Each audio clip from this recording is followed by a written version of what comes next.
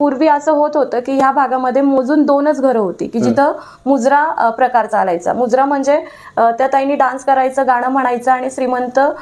वर्गातली जी लोक पुरुष मंडळी त्या ठिकाणी येत होती तर त्यांना एक मनोरंजनाचं साधन आणि त्याच्यातनं एक आनंद मिळण्यासाठी मुजरा करणाऱ्या ह्या भागात 2 घरं होती. आणि मग त्याच्यानंतर तो तर भाग म्हणजे तो मुजरा पॅटर्न सुरूच होता आणि त्यावेळेस मग देवदासी ज्या ताई त्या ठिकाणी आल्यात आणि त्यांनी हा व्यवसाय सुरू केला. मग ह्याचं मूळ बसस्थान असं झालं की पूर्ण हा एरिया वेगवेगळ्या एरियामध्ये वेगवेगळ्या गल्लीमध्ये प्रचलित झाला आणि मग ह्या ठिकाणी पूर्णपणे देहविक्री व्यवसाय करण्याचं प्रमाण वाढल्यामुळे पुणे शहरातील आपला जी बुधवार पेठ आहे ती आशिया खंडातील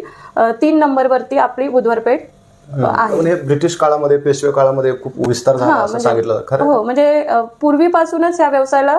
प्राधान्य देण्यात आलं होतं आणि म्हणजे ह्या व्यवसायाला म्हणजे कसं की जो एक दर्जा मिळायला पाहिजे होतो तो पूर्वीपासूनच आपल्या भारतीय संस्कृतीमध्ये